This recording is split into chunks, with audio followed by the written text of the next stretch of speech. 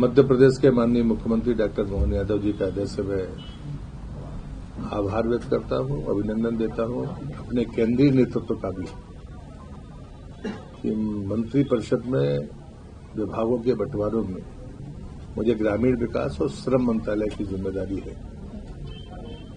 मेरा राजनीतिक जीवन जिनने भी निकट से देखा है, इन क्षेत्रों में मुझे जिंदगी भर मैंने काम किया है। मुझे लगता है कि राज्य के एक एक वो यूनिट जो ग्राम पंचायत से शुरू होता है और हमारे सर्वांगीण विकास में जो सबसे महत्वपूर्ण कड़ी है वो ग्रामीण विकास ही है, मुझे काम करने का मौका मिलेगा।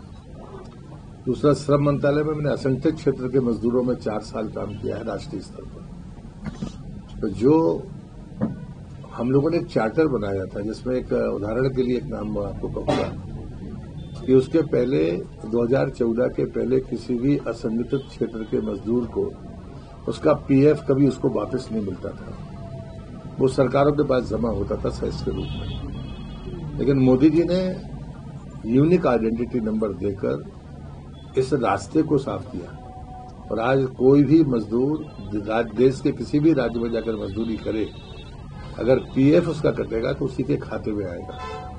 इस अचीवमेंट को लोगों को नहीं पता है शायद, लेकिन वो एक ऐसा सिस्टम बन गया है कि गरीब आदमी का मेहनत का पैसा उसको मिलता है, उसमें उसका शेयर होता है, उद्योगपति का होता है और सरकार का होता है। उद्योगपति से मतलब जो वर्किंग एजेंसी है, वो ठेकेदार भी हो सकता है। तो ऐसे जो क्रांतिकारी फैसले हैं, उन फैसलों की चिंता करना। और दूसरी बात आती है कि जो सोशल ऑडिट करने की परंपरा हमारे समाज में है, वो चाहे हमारे चौथा स्तंभ पत्रकार करे या अन्य कोई थर्ड पार्टी करे, पर ये होना चाहिए ताकि गरीब आदमी के बच्चों के बारे में जरूर उनकी शिक्षा और उनके स्वास्थ्य की चिंता वो भी होनी ही चाहिए। अच्छी बात यह है कि सेस का बहुत पैसा राज्यों के पास और केंद्र सरकार के पास रहता है, लेकिन पैसे की कोई कमी यहाँ इन विभागों में नहीं है।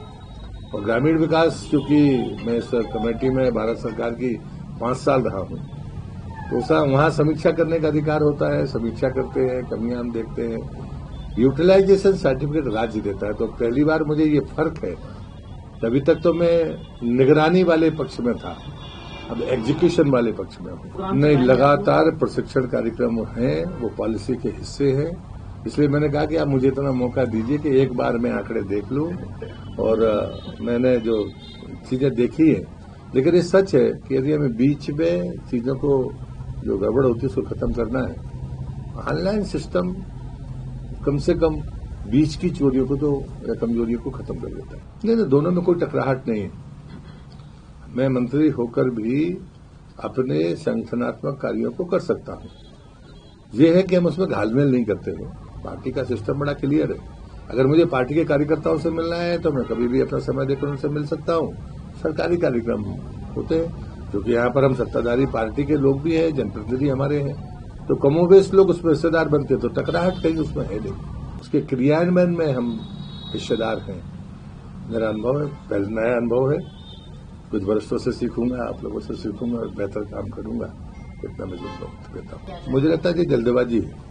कल मैं पहले एक बार विभाग को समझ लूं, फिर मुझे लगता है कि रोड मैप उसके बाद बनता है कि हम पॉलिसीज क्लियर है। भारत सरकार की जो नीति है उसी को नीचे अंतिम व्यक्ति तक पहुंचाना, इसमें पॉलिसी में कोई चेंज नहीं। क्रियान्वयन के तरीके में कुछ बातें हो सकती है, तो मुझे लगता है ये अवसर मुझे मिलना चाहिए कि एक बार मैं उसको समझ लूं। स्वरोजगार की बातें भारत सरकार ने तय की है और ग्रामीण परिवेश के रोजगार की गारंटी की जो परिस्थितियां हैं उसमें और हमारी इस परिस्थिति में बहुत अंतर है। हमें दोनों को मिलाकर तालमेल के साथ आगे चलना चाहिए।